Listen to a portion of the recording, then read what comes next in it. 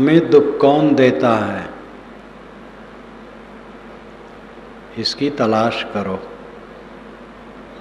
और जो दुख देने वाला है उसको दूर करो। अगर हम बदहोश हो जाएं पूरा और हमारे शरीर को कोई एक वायुयान में रख करके उड़ा ले जाए और एक दूसरे ग्रह पर ले जाए और वहाँ सब प्राणी हों, मकानात हों, जैसे भूमंडल पर विकास वैसे हो, और वहाँ ले जा कर के मुझे कोई उतार दे और फिर जगा दे, तो वहाँ हमें विचित्र लगेगा। बिल्कुल नई दुनिया, कहाँ आ गए। इस संसार में ऐसे आए हैं, लेकिन स्वाभाविक क्यों लग रहा है? क्योंकि अचेत ही में जन्मे हैं और जन्म के बाद भी अचेत में पड़े रहे। कहते हैं बच्चा जन्मता है जब, उसके बाद वो 22-22 घंटे सोता है, फिर धीरे धीरे सोना घटने लगता है और आंखें खोलने लगता है, कुछ देखने लगता है। उसको विचित्र अनुभव जरूर होता होगा। फिर धीरे धीरे उसकी ममता होने लगती है, माता बताने लगती है, और ममता होते होते होते इतना स्वाभाविक हो जाता है कि लगता है यही सब कुछ मेरा है, और है ऐसा नहीं। पता नहीं कहाँ से आए, यहाँ आ गए और यहाँ कुल स्वाभाविक लगता है, सांस टूट जाएगी, पूरा गायब। अव्यक्तादीन भूतानि व्यक्त मध्यानि भारत, अव्यक्त निधनान्य तत्र का परिदेवना, अव्यक्त आदीन भूतानि। आदि भूतों का अव्यक्त है, शुरुआत इन प्राणियों का अव्यक्त है, पता नहीं।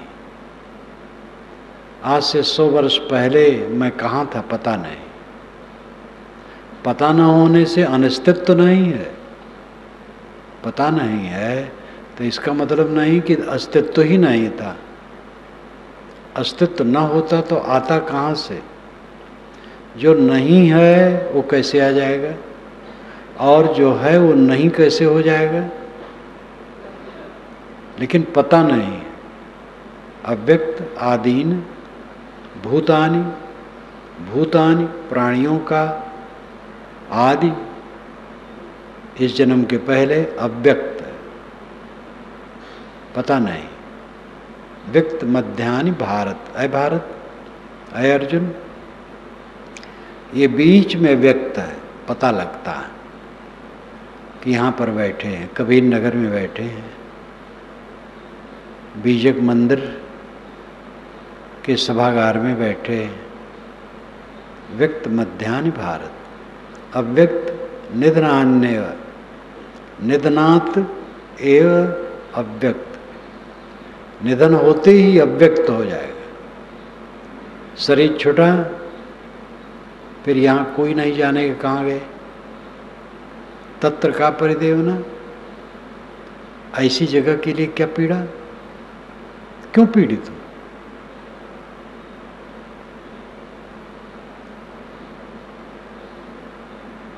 जहाँ मैं बैठा हूँ वहाँ मेरा एक कण नहीं है।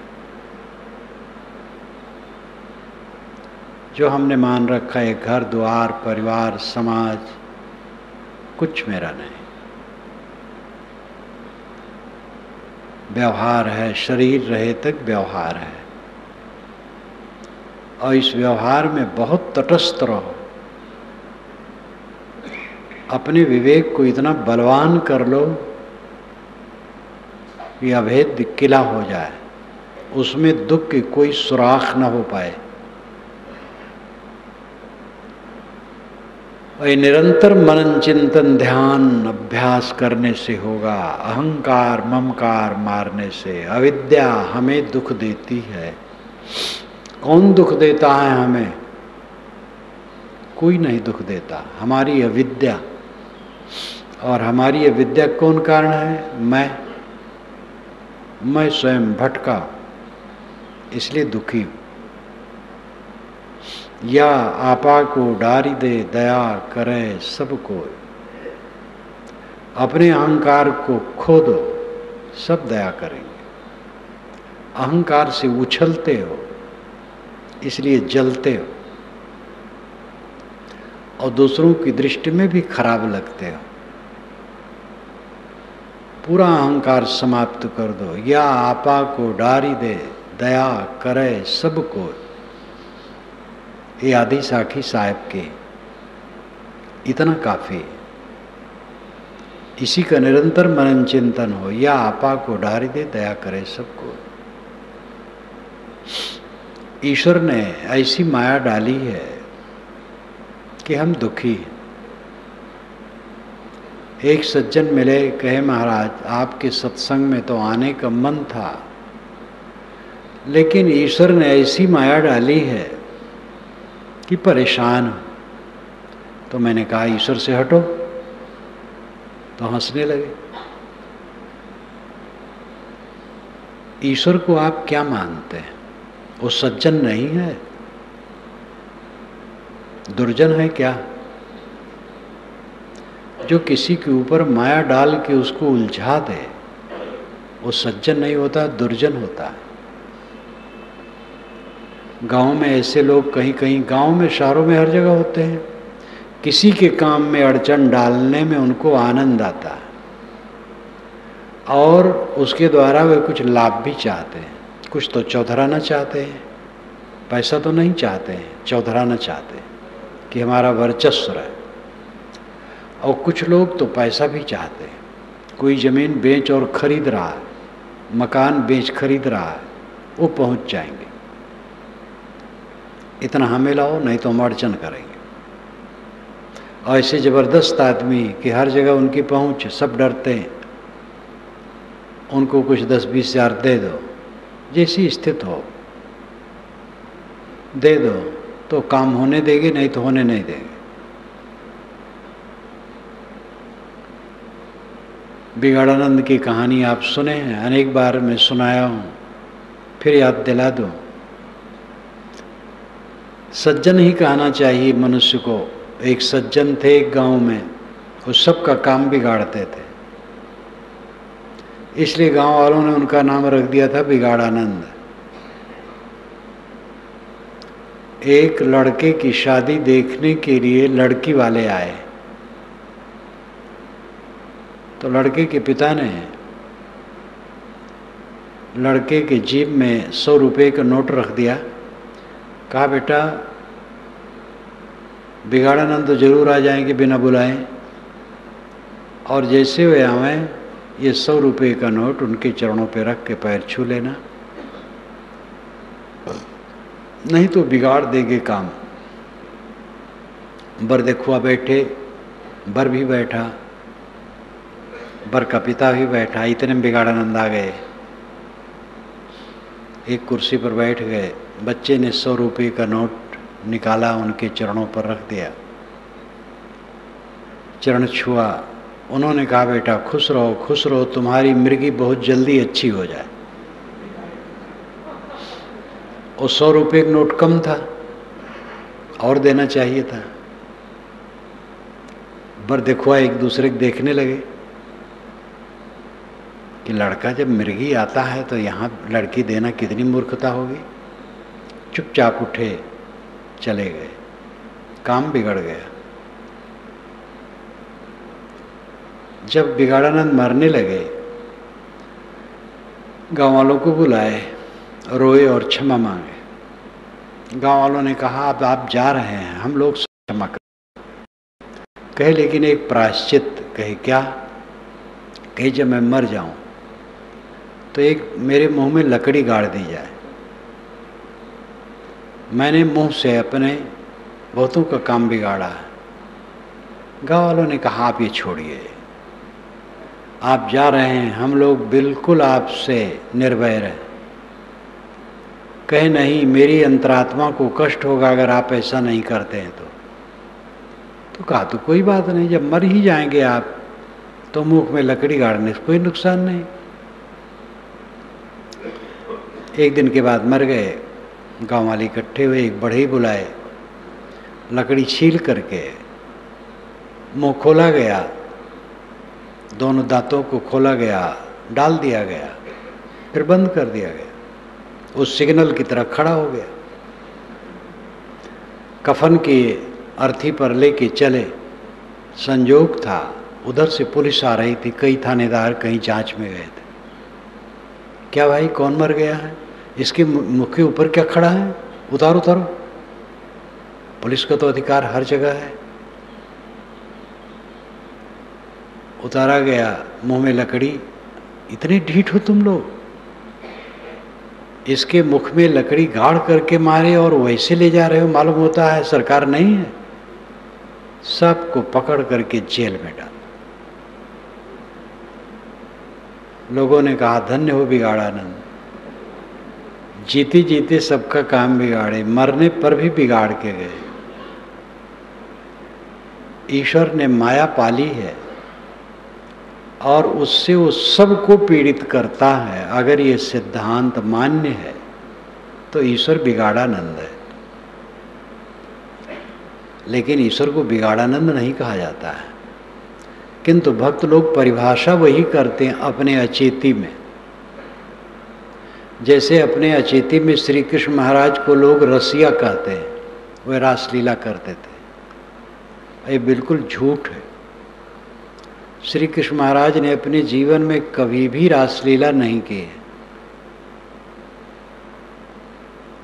झूठ कहे संसार, ये संसार के लोग झूठ कहते हैं। श्री कृष्ण महाराज की उम्र जब 85 वर्ष की थी तब राजसूय यज्ञ हुआ था युधिष्ठिर का, और अग्र पूजा भीष्म पितामह ने कहा कि कृष्ण की करो। शिशुपाल श्री कृष्ण का फूफेजात भाई था, जबलपुर क्षेत्र का राजा था, और वो जल उठा। उसने कहा गऊ न ब्राह्मण, पहले नकटा कौआ। न गऊ की सेवा, न ब्राह्मण की सेवा, न कटे कौआ की सेवा। यहाँ बड़े बड़े राजे महाराजे बैठे हैं, स्वयं वसुदेव बैठे हैं, ज्ञानी बैठे हैं, और ये कृष्ण क्या है, एक अहीर, कुछ नहीं है। जो गाली दी है उसने, महाभारत आप पढ़िए तो लगता है कि घटना घट रही है, लेकिन उन गालियों में एक शब्द भी नहीं कह पाया है कि कृष्ण रसिया हैं और रास करते थे। जबकि उनकी रास की बात उनके 10 वर्ष की उम्र में बताई जाती है। और आप रास पंचाध्यायी पढ़ें, श्रीमद् भागवत में 175 श्लोकों में है। क्या वैसा कर्म 10 वर्ष का बच्चा कर सकता है? इतना अस्वाभाविक, इतना झूठ है कि हद है। लेकिन इतनी अचेती श्री कृष्ण महाराज जैसे क्रांतिकारी, ज्ञानी, योगी, राजनेता, उनकी इतने गुण हैं कि क्या कहा जाए। उनको रसिया बना के रख दिया गया और रसिक भक्ति चल पड़ी। बहुत दिनों तक चलती रही इसकी देखा देखी। जब राम भक्ति उदय हुई आज से 1000 वर्ष पूर्व, तो कुछ दिनों के बाद उसमें भी रसिक भक्ति चल पड़ी और राम को रासलीला करने वाला कहा गया। संस्कृत ग्रंथों में, कई ग्रंथों में आए। और अयोध्या में ऐसे पुरुष हैं साधु जो स्त्री बने चमकाते मटकाते घूमते रहते हैं। कैसा दुर्भाग्य है हमारे देश का, अपना बनाया, और हिंदू समाज का, बड़े बड़े जगत गुरु रासलीला करवाते हैं। जैसे श्री कृष्ण महाराज या महाराज राम के साथ रास जोड़ना अपराध है, वैसे ईश्वर की माया सबको नचाती है कहना अपराध है। अपराध ही नहीं, पाप भी है। आप तम्बाकू खाने लगे, ईश्वर ने खिलाया है कि आप खाए? ये ईश्वर की माया है कि आपकी माया है? एक लड़का किसी लड़की से मोह करने लगा, लड़की लड़के से मोह करने लगी। दोनों वर्ग के लोग क्षुब्ध हैं, समाज क्षुब्ध है, पड़ोसी क्षुब्ध है, वे मान नहीं रहे हैं। ये ईश्वर की माया है कि वो लड़के और लड़की की माया है? जितना आतंकवाद है, निरपराध को भूना जाता है। मस्जिद में लोग नमाज पढ़ते हैं, बम विस्फोट कर दिया गया, मंदिर में कर दिया गया, पूजा करते हैं। तीर्थ यात्री हैं, बस में विस्फोट कर दिया गया। ये भगवान की माया है कि मनुष्य दुष्टों की माया है? पढ़े लिखे लोग भटके हैं, खूब भटके। अंगूठियां लगभग 95% पढ़े लिखे लोग पहनते हैं, अनपढ़ नहीं। सारा रोग इन पढ़े लिखे लोगों में, धनी संपन्न पढ़े लिखे उच्च वर्ग के कहलाने वाले लोगों में जितना रोग है, गरीबों में कम है। कारण भी है, उनको फुर्सत नहीं है। ये नहीं कि वो बोधवान है, फुर्सत नहीं है, पेट धंधे में रात दिन रगड़े जा रहे हैं, इसलिए बैठे ठाली नहीं, खुराफात सूझे। उनके पास ऐसा धन भी नहीं है। एक महिला ने मुझे फ़ोन किया, अभी 4-5 दिन हुआ। उसका लड़का जा रहा था यात्रा में, अपनी सर्विस में, ऊंची सर्विस है, अभी सर्विस लगी है। किसी ने ट्रेन में उसे नशा सूंघा दिया और 2 अंगूठियाँ थी, निकाल ली। बहुत देर के बाद होश आई तो अंगूठियाँ नहीं है। दुखी हो गया, माता को फ़ोन किया, उसने मुझे फ़ोन किया। मैंने कहा अच्छा किया। अंगूठियाँ 10,000 की थी, पैसा वाला था, खूब लंबी तनख्वाह पाता है। आजकल कंपनियों में तनख्वाह बड़ी लंबी लंबी मिलती है। मैंने कहा ये 10,000 की अंगूठियाँ क्यों पहने था? कहीं किसी पंडित ने बताया था। हम कहे पंडित, मौलवी, ज्ञानी जी, महात्मा जी, ये सब रोग हैं जो भटकाने वाले हैं। और अच्छा हुआ निकल गया। आप कह दो न पहने, और मुझसे मिलाओ तो मैं उसको कहूँ पढ़ करके तो क्या मूर्खता कर रहा है, पढ़ लिख करके। इतनी सुंदर सुंदर उंगलियां प्रकृति ने बनाई है, अंगूठियां डाल करके इसको खराब करते, अशोभनी करते, गंदगी उसमें जमाते, गंदा भोजन करते। अंगूठियों से गंदगी के अतिरिक्त और क्या होगा? देवियां अंगूठी पहनती हैं तो रोज वो आटा सानती हैं गंदगी के साथ। नाखून बड़े बड़े न रखो, अंगूठियां मत पहनो। सब माया आपकी बनाई है। ये माया ईश्वर के साथ क्यों चली, इसका इतिहास है। ईश्वर ने दुनिया बनाई तो ईश्वर तो शुद्ध बुद्ध था, कैसे बनाया? तो माया से बनाई, उसके पास माया है।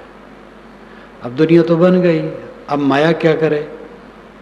माया को कोई काम देना चाहिए। तो ईश्वर ने कह दिया कि तुम इन प्राणियों को भटकाओ,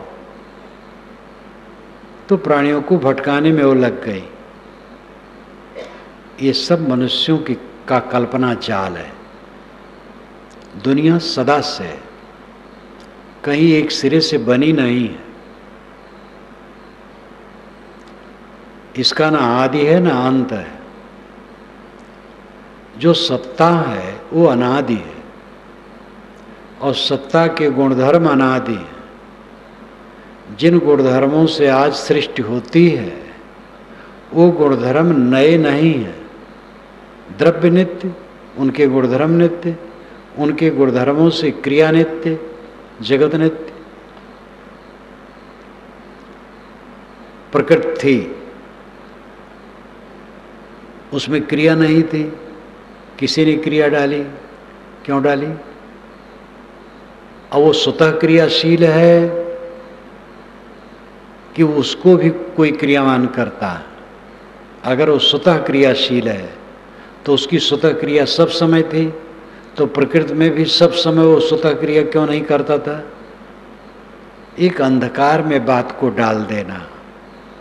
प्रकृति सामने है और स्वतः गतिशील है, प्रकृति अनादि है और उसकी क्रिया अनादि है और उसके द्वारा ये प्रपंच भी अनादि है। इसको कोई नए सिरे से बनाता नहीं है, जुड़ता है, टूटता है, बनता है, बिगड़ता है। ये प्रवाहमान जगत अनादि अनंत गतिशील है, कोई इसका बनाने वाला नहीं। इसलिए इसके मूल में कोई माया बैठी हो बनाने वाली, अभी झूठ है। माया है मन का मोह।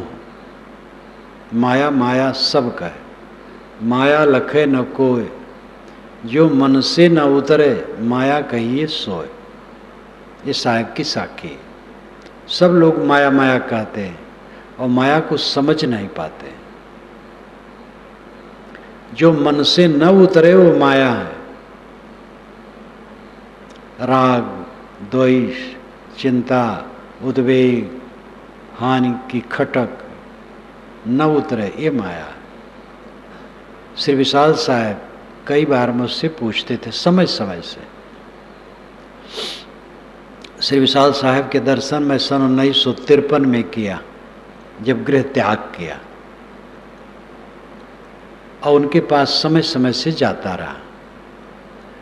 गोंडा में अपने गुरुजी का आश्रम 12 बंग के क्षेत्र में वे रहते थे, निकट निकट था। गुरुजी स्वयं आज्ञा देते थे, जाओ घूम आओ, तो अन्य संतों के साथ जाता था। 58 में मेरी वैराग संजीवनी छपी, तो वो प्रथम पुस्तक मेरी है। उसको श्री विशाल साहब ने पढ़वा के पूरा सुना। उसके बाद मैं गया वर्षा में, तब उन्होंने मेरे ऊपर दृष्टि डाली और फिर मैं अभिन्न उनका हो गया। जब जाऊं, बाहर उनके साथ घूमने जाऊं, भोजन करते समय पंखा हाँकूं, उनके लेटते समय पंखा हाँकूं, स्नान करते समय पानी दूं, हर समय अंतरंग हो गया। तो हमसे उनसे वार्ता होती रहती थी। वो कभी कभी पूछते थे अपनी भाषा में, तुम्हें कोनो हानि लागत है? ऐसे वो बोलते थे, तुम्हें कोनो हानि लागत है? इसका अर्थ होता है कि तुम्हें हानि की खटक होती है। तो मैं कहूँ साहब मुझे कोई हानि नहीं, हानि है ही नहीं, कि हाँ ऐसे मन होना चाहिए। हर मनुष्य को हर समय हानि लगती है, ये हानि हो गई, ये हानि हो गई, ये हानि हो गई, चीज की हानि हो गई, सम्मान की हानि हो गई, मर्यादा की हानि हो गई, हमारी मर्यादा नहीं मानी गई, हम बड़े हैं, ये छोटे हैं, इन्होंने हमारा निरादर किया। हानि के अनेक रूप होते हैं, ये सब मन की कल्पना। हानि हानि हानि में सब जीव जलते हैं। हानि कुछ है ही नहीं। हानि यह है जो हम हानि में जलते हैं। हानि है जो हम अपने को बेच दिए हैं। ये जड़दृश्य माया में अपने को बेच दिए। माया मन का मोह है, अविद्या है, अज्ञान है, आसक्ति। मन शायर मनसा लहरी, बूढ़े बहुत अचेत, काहीं कबीर ते बाँचिए जाके हृदय विवेक। मन शायर है, सागर समुद्र, और मनसा इच्छाएं तरंगे, बहुत अचेत इसमें डूब गए। वे बचेंगे जिसके हृदय में विवेक होगा। मन माया तो एक है, माया मन ही समाए, तीन लोक संशय परी, मैं काहि कहूँ समझाए। साहब कहते हैं मन और माया एक बात है, यानी मन का विकार माया है। माया मन ही समाए, माया मन में समाई है। माया क्या है? मोह, जो मन में समाया है। लेकिन तीन लोक संशय परी, तीनों लोकों में संशय पड़ा हुआ है, संदेह, दुविधा, भ्रम कि माया कहीं आकाश में बैठी है, हमारे ऊपर कूद पड़ती है। मैं काहे कहूँ समझाए, किसको किसको समझा के कहूँ? सब तो किताब के चक्कर में पड़े, किताब में लिखा है। साहब कहते मेरा तेरा मनुआ कैसे एक हुई रे? तू कहता कागज की लिखी, मैं कहता आँखिन की देखी। मैं कहता सुरझावन हारी, तू राख्यो अरझाई रे। मेरा तेरा मनुआ कैसे एक हुई रे? तुम कागज में लिखा है वो बाँच रहे हो, और मैं आँखिन देखा कहता हूँ, अनुभव की बात कहता हूँ। तुम कहते हो माया भगवान की माया। ब्रह्मज्ञानियों ने, ईश्वरवादियों ने, दोनों ने माया को खूब उछाला है। ब्रह्म शुद्ध बुद्ध, जगत कैसे बन गया? माया से।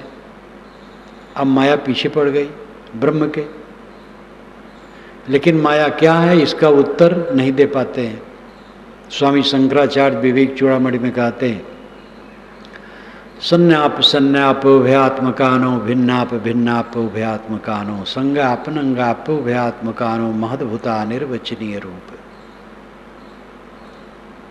संन्याप संन्याप उभयात्मकानो, माया सत है ये कहते नहीं बनता है। सत है तो ब्रह्म सत्य और माया सत्य, तो द्वैत हो गया। अब अद्वैत सत्य अद्वैत है तो माया कहाँ है?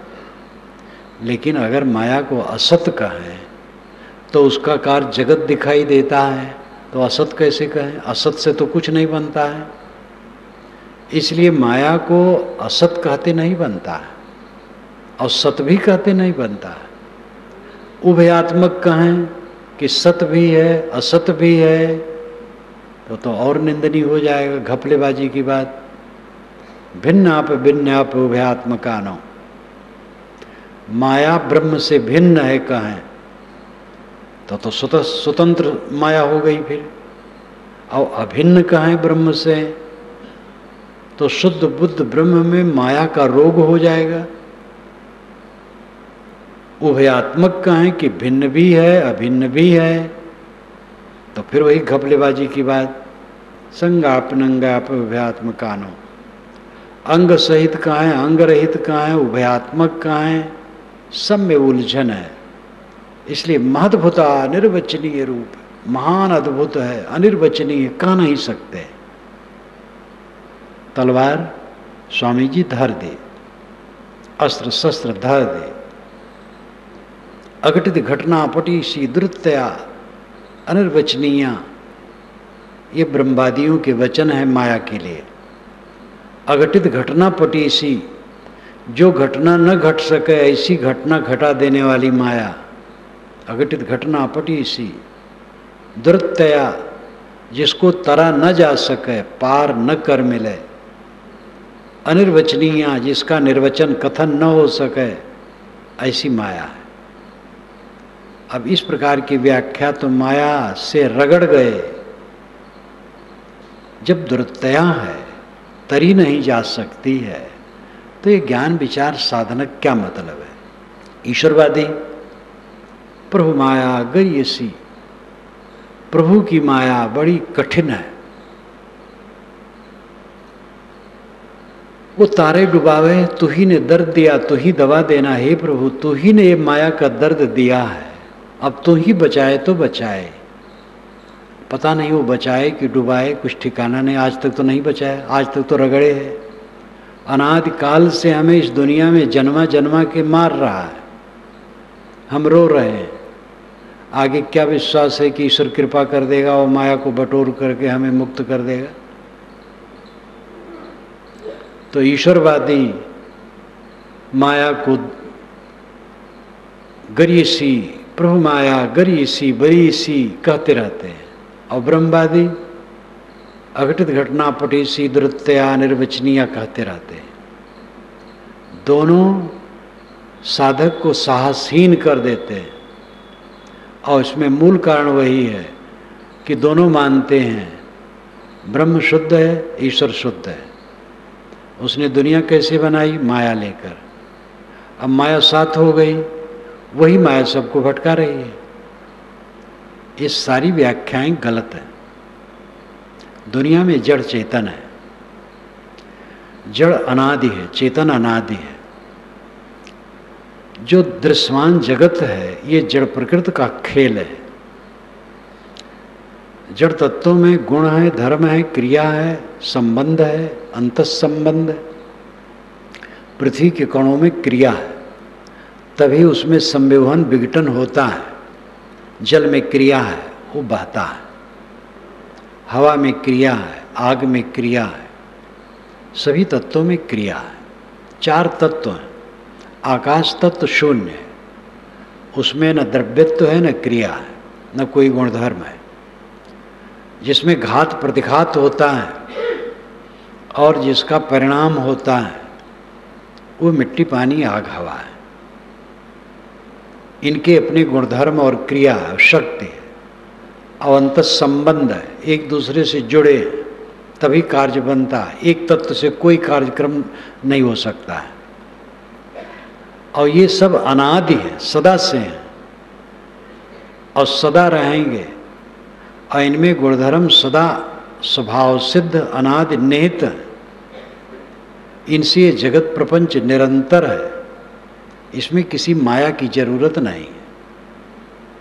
ईश्वर, ब्रह्म, परमात्मा, ये सारे विशेषण आत्मा के लिए है। आत्मा को छोड़ करके ईश्वर, ब्रह्म, परमात्मा की घटना कहीं नहीं घट सकती।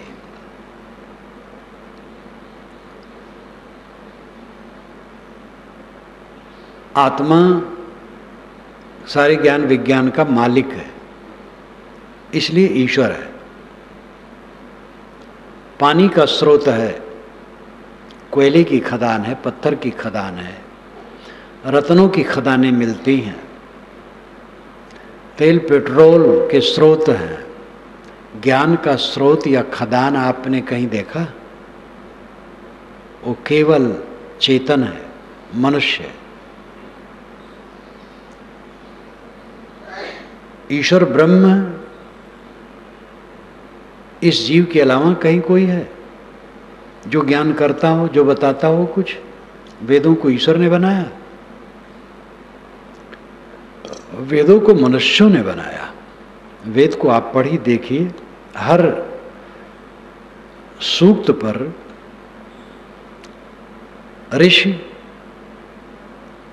मंत्र और विषय के नाम दिए गए हैं। विषय देवता, देवता ही विषय है।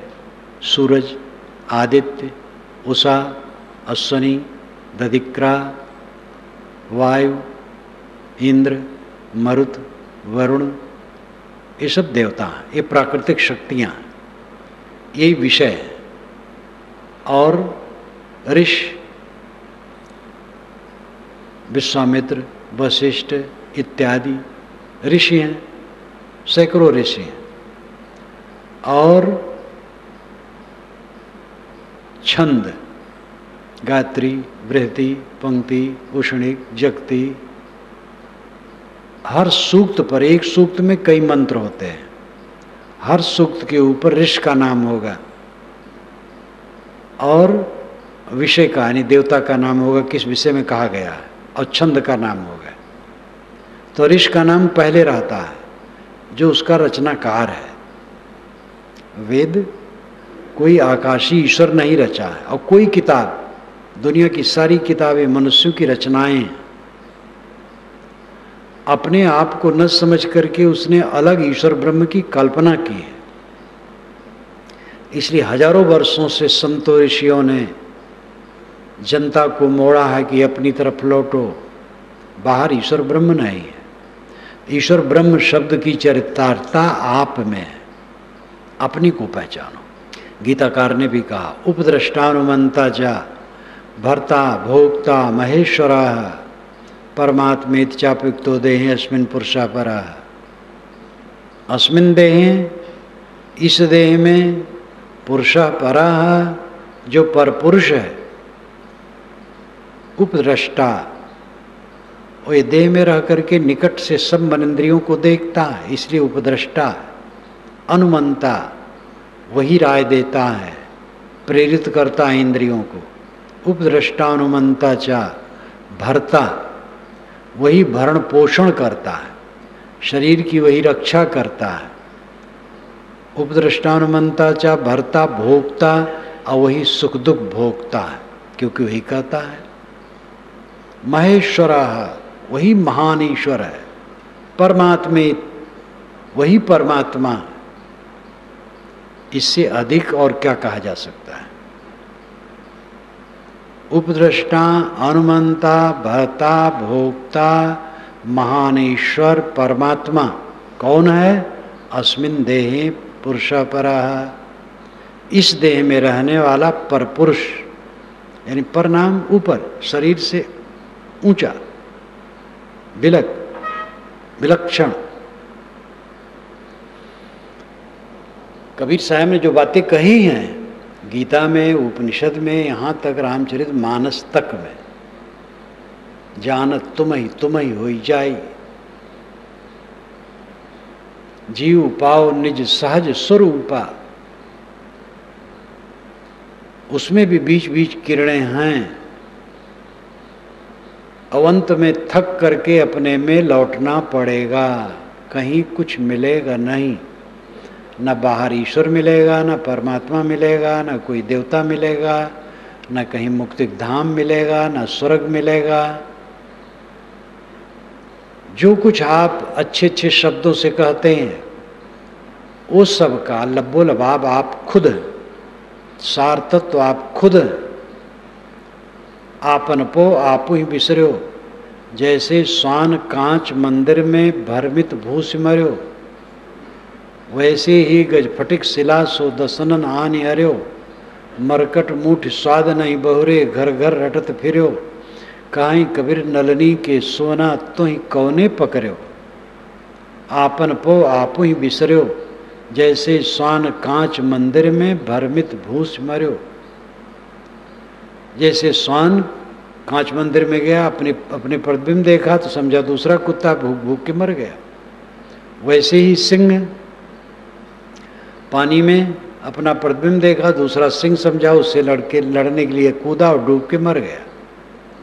वैसे ही हाथी स्फटिक पर्वत में अपना प्रतिबिंब देखकर दूसरा हाथी समझा और सिर मार मार के मर गया। जैसे बंदर सुराही में हाथ डाला चना के लिए, मुट्ठी बांधा और मुट्ठी नहीं निकली सुराही से, और चना का लोभ छोड़ नहीं पाया, कलंदर द्वारा पकड़ लिया गया। जैसे सुगा लाल मिर्ची के लोभ में चरखी में बैठा खाने के लिए, और चरखी घूम गई, फंस गया। ये 5 उदाहरण साहब देते हैं। ऐसे तुम अपने को भूल करके बाहरी विषयों में उलझ गए हो। समस्या भगवान की माया नहीं है, समस्या आपकी माया है। पाना परमात्मा अलग से नहीं है, पाना कुछ है ही नहीं। परात्मा ब्रह्म परमात्मा आप ही है। स्वामी शंकराचार्य ने तो बारंबार परात्मा परमात्मा परब्रह्म ये आत्मा ही को कहा है, और यही श्रुतियों का निर्देश है। और सब का निर्देश करने वाला आप स्वयं अपने पर केंद्रित होइए, देखिए आपको कुछ मिलने वाला नहीं है। 5 ज्ञानेंद्रियों से मिलने की बात आती है, बाहर की चीज कैसे मिलेगी? 5 ज्ञानेंद्रियों से। 5 ज्ञानेंद्रियों से जो मिलता वो विषय होता है, मन से जो मिलता वो संकल्प विकल्प, सब विषय है। गोस्वामी जी भी कहते हैं, गो गोचर जालक मन जाई, सो सब माया जाने हो भाई। देखी सुनी गुनी मनवाही, मोह मूल परमारथ नाही। एक चौपाई काफी है। देखी सुनी गुनी मनमाही, जो कुछ देखो सुनो मन में गुनो, मोह का कारण बनेगा, परमार्थ नहीं बनेगा। राम के आँख नाक हाथ पैर सब में लुभा देने वाले गोस्वामी जी अंत में कहते हैं, देखी सुनी गुनी मनमाही, मोह मूल परमार्थ नहीं। परमार्थ तो है देखना सुनना बंद करो। यत्र नानत पश्यत नानत श्रणोत नानत विजानात सबूमा। सनत कुमार नारद से कहते हैं, जब दूसरे को नहीं देखता, दूसरे को नहीं सुनता, दूसरे को नहीं जानता, ये भूमा की स्थिति है। अपने को समेट लो, अपने मंदिर में आ जाओ। आपका मंदिर आत्मा है, आपका अस्तित्व है, आपका होना है। आप महान ऐश्वर्यशाली हैं, सम्राट है, परमात्मा है, ब्रह्म है, खुदा है, गॉड है। आप अनंत सुख के खजाना है। अपने में अपने को समेटो, लौटाओ अपने को। ये काम नहीं करते हो, घूर पर दाने बीनते हो, सम्राट हो करके बिलबिला रहे हो, रो रहे हो। कोई मर गया, रो रहे हैं, जिलाना चाहते हैं। कुछ बिगड़ गया फिर बन जाएगा। कुल तो बिगड़ने वाला यहाँ है, किसके लिए रोया जाए। काको रो गैल बहु तेरा, बहुतक मोल फिरल नहीं पेरा। जब मैं रोया तब तुम न सम्हारा, गर्भबास की बात विचारा। अब तय रोया क्या तय पाया, के कारण अब मोह रोवाया। कहें कबीर सुनो संतो भाई, काल के बसी परो मत कोई। क्यों रो रहे हो, क्यों मुझे रुला रहे हो, क्या बिछुड़ गया है। आपका है क्या जो बिछुड़ गया है। झूठ झूठ संबंध बनाए हो, वो झूठ अंत में झूठ होके के रहना है। एक स्त्री रो रही थी, उसका पति मर गया था। उसने कहा बिछड़ गई मेरी जोड़ी। तो साहब पहुंच गए, उन्होंने कहा जिन जोड़ी तिन तोड़ी। कहीं कबीर सुनो हो साधो, जिन जोड़ी तिन तोड़ी। तूने क्यों जोड़ा था, न जोड़ती तो तोड़ने का दुख न होता, जोड़ने में बड़ा आनंद आया। विवाह करो तो आगे के लिए ध्यान रखो। आजकल तो विवाह होता है, खूब फिल्माते हैं लोग, एकदम बढ़िया कैसेट बनवा लेते हैं, और विवाह के बाद कोई नए नए लोग आए तुरंत दिखाते हैं। वो कैसेट को रखे रहो। कुछ वर्षों के बाद जब तुम्हारे में कहा सुनी हो, पति पत्नी में गलफुलव्वल हो, एक दूसरे को देखना ना चाहो, गाली गुप्तक को कट करो, तब उसको खोल करके कैसेट देखो तो थोड़ा आनंद आएगा। सारा रंग भंग होना है, सारा मिलन छूट जाना है, सारा संबंध विघटित हो जाना है। ये शरीर अनेक कणों का जोड़, मेरा शरीर जो कहलाता है, कुछ वर्षों के बाद इसके कौन कौन कण कहाँ कहाँ जाएंगे कुछ पता नहीं। एक बूंद पानी, बूंद गिरी जमीन पर, फर्श पर, 6000 शंख परमाणु उसमें वैज्ञानिक बताते हैं। एक अटकल उनका है। 10 मिनट के बाद बूंद सूख गई, उसके कण कहाँ कहाँ गए कौन बताएगा, कोई वैज्ञानिक भी नहीं बता सकता। लेकिन वो कण नष्ट नहीं हुए हैं। हमारा शरीर तो बूंद की अपेक्षा बहुत भारी है, लेकिन इसके कण कहाँ कहाँ जाएंगे कुछ पता नहीं रहेगा। जिस संगठित शरीर को आज हम देख करके फूले नहीं समाते हैं, ये है ही नहीं, एकदम धुआं का धरहरा है। सारा संबंध धुआं का धरहरा है। इस तथ्य को निरंतर देखो,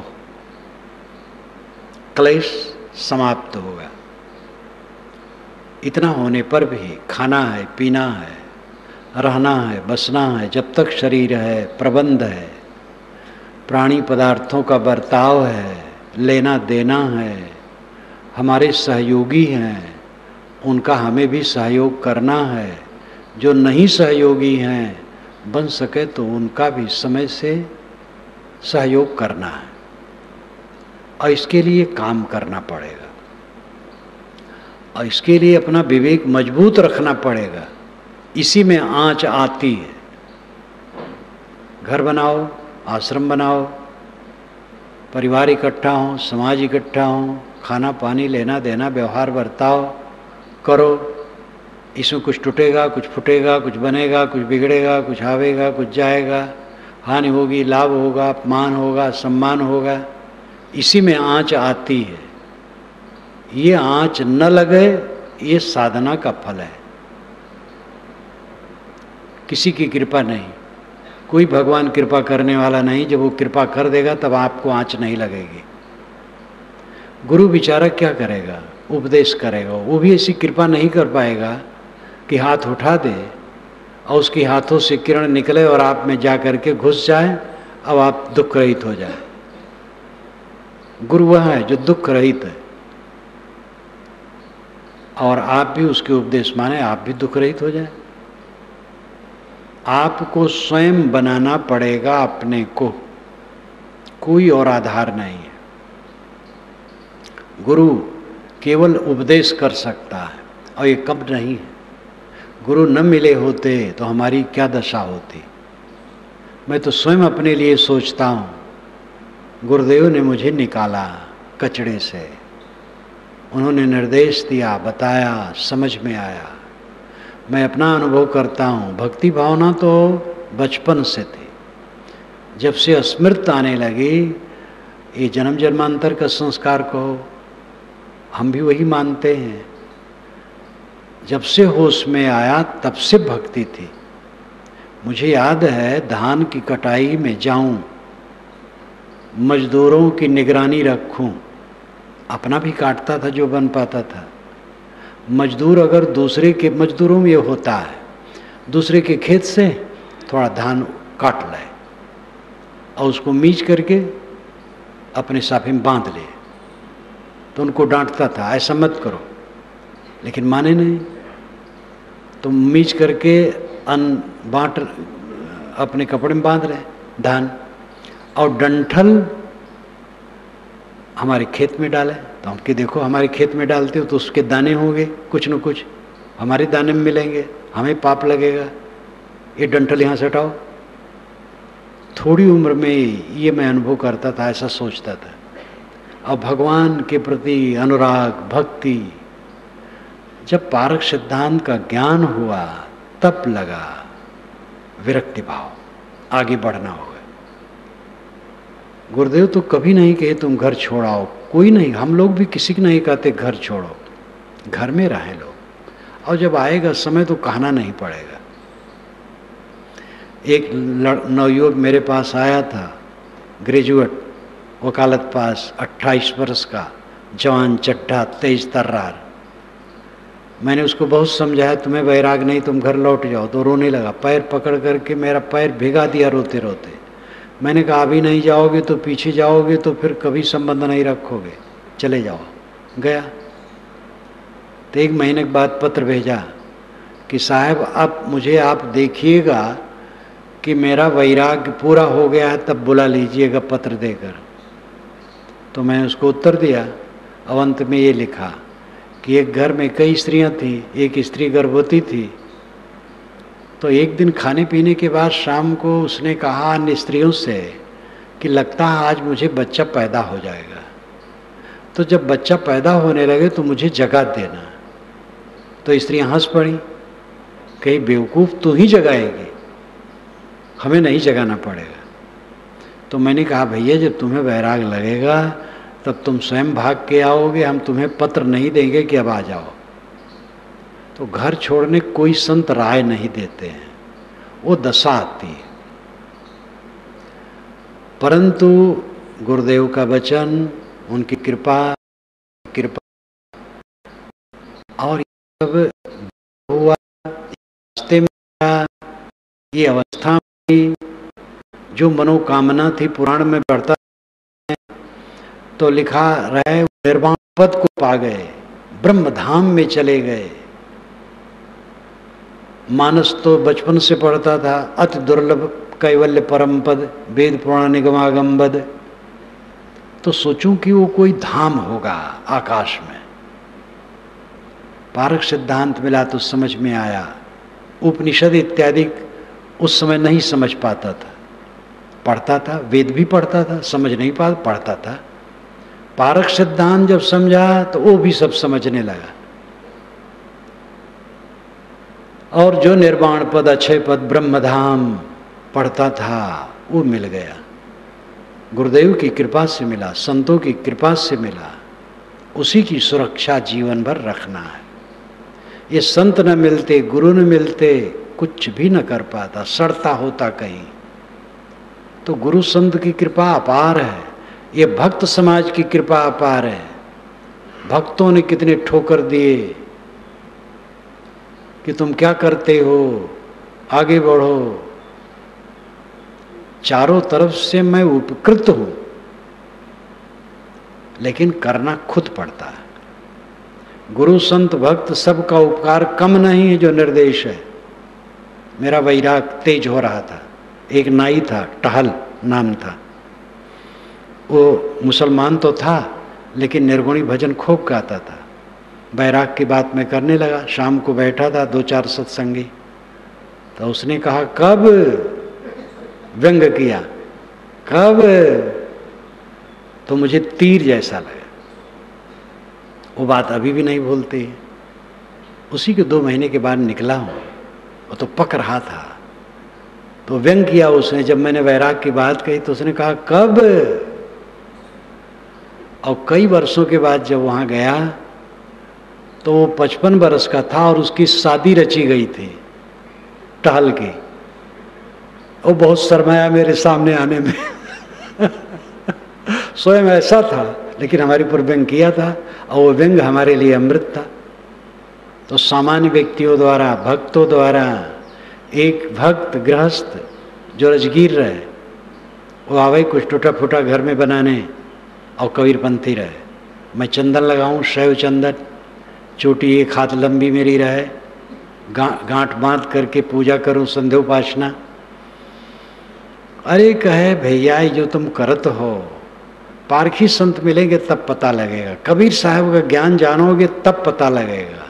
तो हम कहे वो क्या कहते हैं कबीर साहब, तो बता नहीं पावे, लेकिन व्यंग करे मेरे ऊपर, वो व्यंग मुझे अमृत लगा। तो मैं देखता हूँ सामान्य व्यक्तियों द्वारा, भक्तों द्वारा, संतों द्वारा, गुरुदेव द्वारा जो सहारा मिला वो अमित है और सबको जो चाहेगा मिलेगा, लेकिन करना खुद पड़ेगा। माया आकाश में नहीं है, भगवान की माया नहीं नचाती है। भगवान आप हैं, परमात्मा आप हैं, ब्रह्म आप हैं। अब आप ही की माया आपको नचाती है। कबीर माया राम की चढ़ी राम पर कूद, हुक्म राम का मेट के हुई राम ते खुद। गुरदयाल साहब कहते राम की माया राम के ऊपर चढ़ बैठी। तो राम कौन है? ये जीवात्मा। इसी ने मोह बनाया और इसका मोह इसके ऊपर चढ़ बैठा। इसलिए मेरे को दुख देने वाला कोई नहीं। मैंने उठाया था कि हमें कौन दुख देता है? कोई नहीं देता है। हमारा अज्ञान, हमारा विवेक, हमारा अहंकार, हमारा कूड़ा कचरा हमें जलाता है। अपने अहंकार, मोह और अज्ञान को मिटाएं और सच्चे अर्थ में सुखी हों।